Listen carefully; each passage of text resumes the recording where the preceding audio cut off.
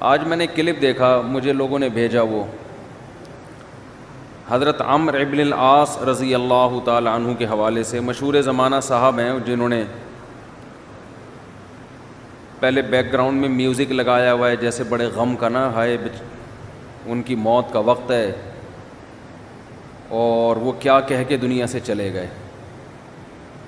تو اس بات کو محترم نے بہت طول دیا اور آخر میں رزلٹ یہ کہ انہوں نے حضرت معاویہ کا ساتھ دیا تھا جنگ میں حضرت علی کے خلاف۔ تو موت کے وقت ان کو احساس ہوا کہ میں نے بہت بڑی غلطی کی تھی۔ تو کلپ بنانے والے کا مقصد، وہ مشہور زمانہ صاحب ہیں، سب جانتے ہی ہیں، اس کا مقصد یہ تھا حضرت معاویہ کو کم دکھانا کہ دیکھو کتنے غلط آدمی تھے معاذ اللہ۔ جس نے مجھے وہ کلپ بھیجا، میں نے کہا اسی سے پتہ چلتا ہے کہ جتنا الزام حضرت معاویہ پہ لگایا جا رہا ہے یہ الزام غلط ہے۔ حضرت عمرو ابن العاص رضی اللہ تعالی عنہ جیسا صحابی رسول، انہوں نے حضرت معاویہ کا ساتھ دیا۔ اس کا مطلب اگر حضرت معاویہ کی غلطی ایسی واضح ہوتی جس کے غلطی ہونے میں دو رائے نہیں ہو سکتی تھی تو یہ صحابی ان کا زندگی میں ساتھ نہ دیتے۔ بعد میں ان کی رائے بدل گئی کہ نہیں دینا چاہیے تھا۔ اس کا مطلب یہ ہوا کہ یہ مسئلہ ایسا تھا جس میں رائے کا اختلاف ہو سکتا تھا۔ یہ نہیں ہو سکتا کہ ایک غلطی 100% غلطی ہو، گناہ ہو 100%، اور عمرو بن العاص رضی اللہ تعالی عنہ جیسا صحابی جو نبی سے بیعت ہو چکا ہے پہلے، وہ صریح جرم میں حضرت معاویہ کا ساتھ دے۔ تو یہ حضرت معاویہ کی فضیلت کی دلیل ہے، یہ ان کے غلط ہونے کی دلیل نہیں ہے۔ اور اس کی دلیل ہے کہ حضرت معاویہ اجتہادی غلطی پر تھے۔ اجتہادی غلطی اور غیر اجتہادی غلطی میں کیا فرق ہے؟ اجتہادی غلطی کہتے ہیں جس میں مجتہد جب غلطی کرتا ہے تو غلطی پر بھی اس کو اجر ملتا ہے غلط ہونے کے باوجود، اس لیے کہ شریعت کے کچھ احکام ایسے ہیں جن میں ہمیں 2 اور 2 4 کی طرح رہنمائی نہیں ہے، اس میں ہم سوچ کے فیصلہ کرتے ہیں کہ ہمیں کیا کرنا ہے۔ اس میں انسان سے غلطی بھی ہو سکتی ہے۔ پھر ایک اور مجھے بات بتائی گئی کہ حضرت ابو ذر غفاری رضی اللہ تعالی عنہ نے حضرت معاویہ کے مالدار ہونے پر اعتراض کیا، اور حضرت معاویہ نے خط لکھا خلیفہ کو کہ ان سے میری جان چھڑائیں۔ جان جان کر وہ چیزیں نکالی جا رہی ہیں جس سے حضرت معاویہ کی شخصیت مجروح۔ ابو ذر غفاری کو صرف حضرت معاویہ پہ اعتراض نہیں تھا، ہر مالدار صحابی پہ اعتراض تھا ان کو۔ اور صحابہ کرام نے، خلفائے راشدین نے اس معاملے میں حضرت ابو ذر غفاری کو سپورٹ نہیں کیا، بلکہ جن صحابہ پر حضرت ابو ذر غفاری اعتراض کرتے تھے ان کو سپورٹ کیا ہے کہ مال رکھنا اسلام میں ناجائز نہیں ہے۔ سمجھ رہے کہ نہیں سمجھ رہے؟ لیکن یہ بھی نکال کے لے آئے کہ دیکھو حضرت ابو ذر غفاری سے جان چھڑا رہے تھے وہ۔ تو یہ لوگ بیٹھے ہیں اہل سنت والجماعت کے جو متفقون علیہ عقائد ہیں، جن میں سب سے اہم عقیدہ کہ صحابہ کرام سے ہم سب محبت کرتے ہیں، اور ان کی آپس کی لڑائی اور اختلافات کو اجتہادی خطا پر محمول کرتے ہیں۔ اجتہادی خطا وہ جس میں آپ غلطی پر ہونے کے باوجود آپ گناہگار نہیں ہوتے، آپ کو گناہ نہیں ملتے، اس لیے کہ آپ اپنے حساب سے سوچ رہے ہوتے ہو۔ تو یہ بہت بڑا مسئلہ ہے ہمارا کہ ہم یہ فیصلہ نہیں کر پاتے کون سی غلطی منسوس ہے جس میں 2 رائے نہیں ہو سکتی، کون سی غلطی ایسی ہے جس میں غلط ہونے میں 2 رائے ہو سکتی ہیں۔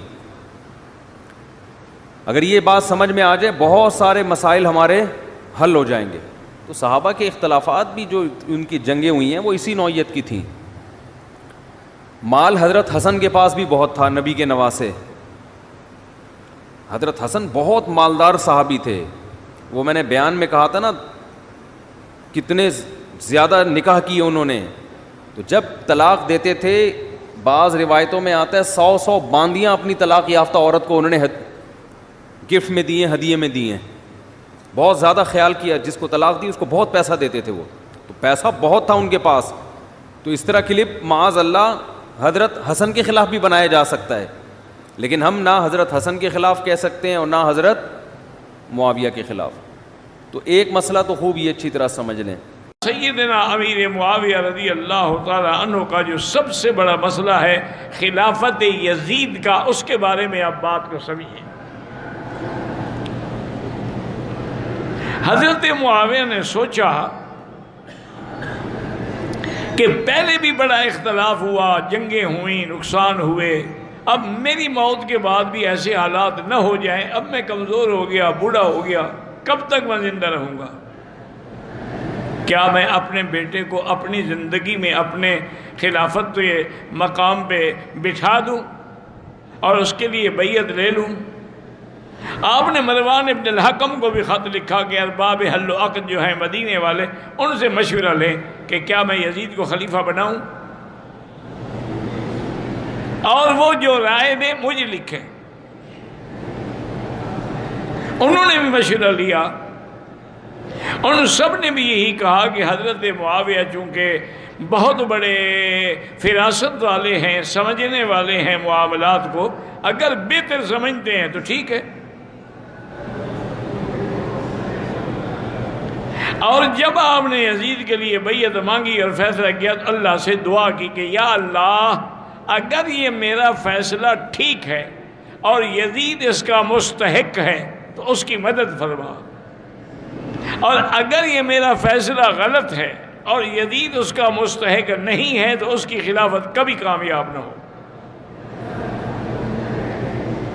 اور جس وقت حضرت معاویہ نے یزید کو خلیفہ بنایا تو یزید کے ایسے حالات نہیں تھے کہ اس کو خلافت نہ ملتی ہے، تو بعد میں بدلا ہے جب اقتدار آیا اس کے ہاتھ میں، ورنہ وہ تو جہاد میں شریک رہا، جنگوں میں شریک رہا، بڑا دین پہ چلنے والا، پابندی کرنے والا۔ یہ الگ بات ہے کہ اقتدار آنے کے بعد اس کے دماغ میں تبدیلیاں آنی شروع ہو گئی۔ یہ کہنا ہے کہ آدمی جب اقتدار آتا ہے یا دولت آتی ہے تو پھر ایسے حالات پیدا ہو جاتے ہیں۔ بعد میں یزید کے کردار کی کوئی گواہی نہیں دیتا، بلکہ اکثر یہی کہتے ہیں کہ اس کے اخلاق اور کردار ہر لحاظ سے اسلام کے خلاف تھا، حتیٰ کہ اسی کی وجہ سے سیدنا حسین کا واقعہ کربلا پیش آیا، حتیٰ کہ اسی کے اقتدار کی وجہ سے مدینہ منورہ میں واقع حرہ پیش آیا کہ 3 دن کے لیے مدینہ بند ہو گیا۔ ایسے ایسے واقعات ہوئے، اور بڑے بڑے اس نے جلیل القدر لوگوں کو بلا گناہ پھانسی بھی چڑھایا۔ یہ سارے حالات حضرت امیر معاویہ کی وفات کے بعد ہیں، ان کی زندگی میں یہ واقعات نہیں ہیں۔ اب آدمی عالم الغیب تو نہیں ہوتا کہ میرا بیٹا کل کیا کرے گا، تو اس لیے یزید کا نام لے کے حضرت معاویہ کو نعوذ باللہ گالی دینا جو ہے یہ تو کفر اور فسق ہے، کیونکہ حضرت علی تو قرآن کی اس تیسرے حصے کا شریک ہے۔ والسابقون الاولون من المہاجرین والانصار والذین اتبعوہم بإحسان رضی اللہ عنہم ورضوا عنہ۔ اب صحابہ کی 3 جماعتیں ہیں، ایک سابقون مہاجرین ہیں، ایک مدینے والے انصار، اور تیسرے وہ ہیں جنہوں نے مہاجرین و انصار کی اتباع کی۔ تو حضرت معاویہ تو ان میں ہیں جن نے مہاجرین و انصار کی اتباع کی، ان کے لیے اللہ نے رضا کا فیصلہ فرما دیا۔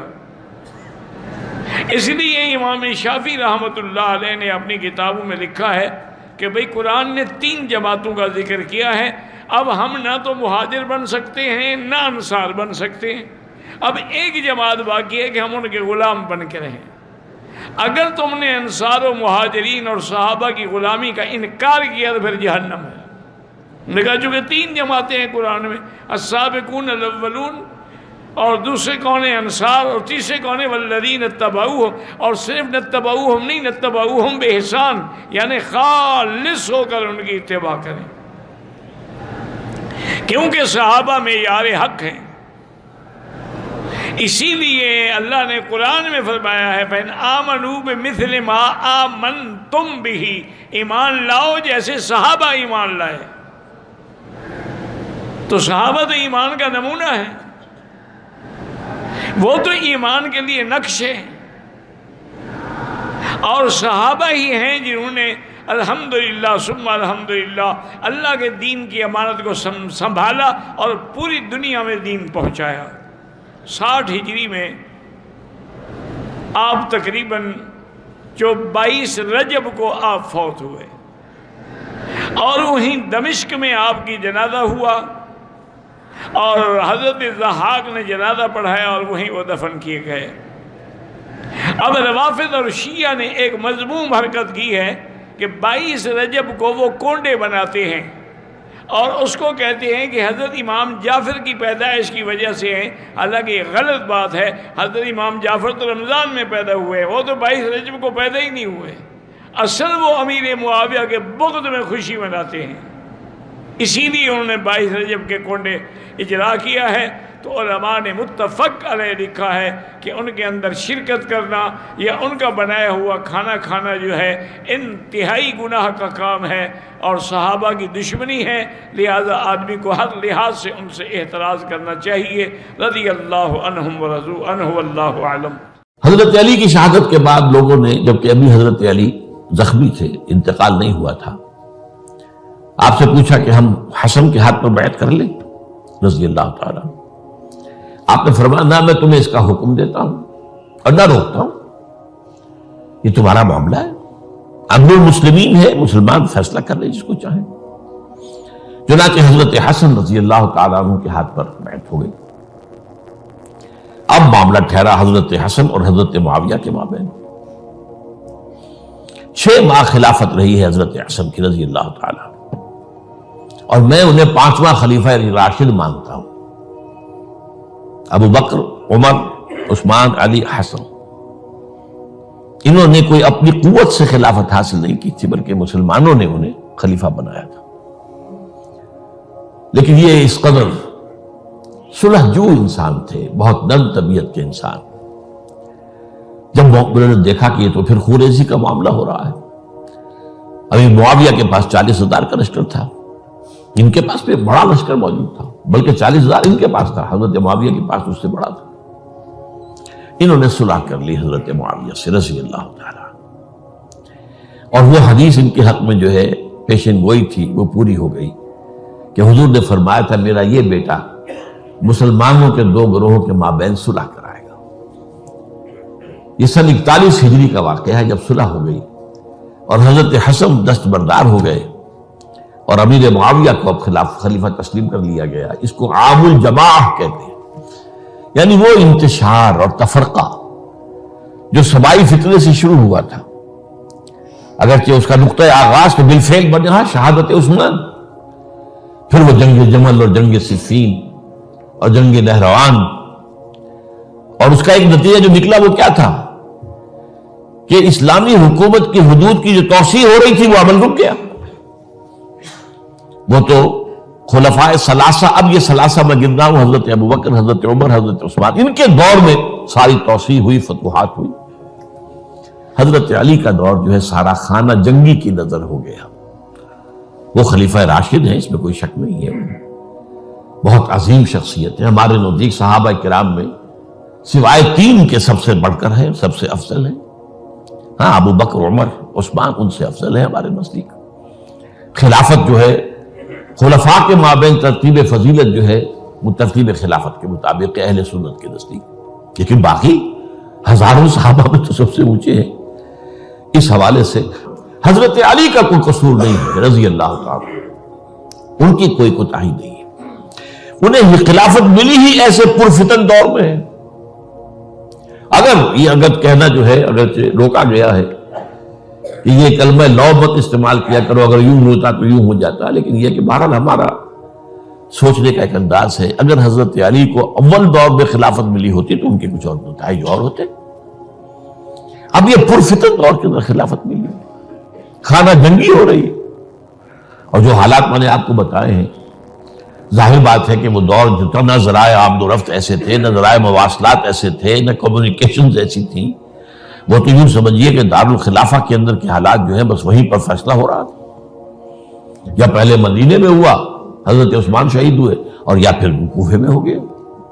وہ تو اصل جو بھی طاقت اس مرکز کے اندر جس کے پاس طاقت تھی، اسی نے جو بھی اپنا فیصلہ ہے وہ منگا لیا۔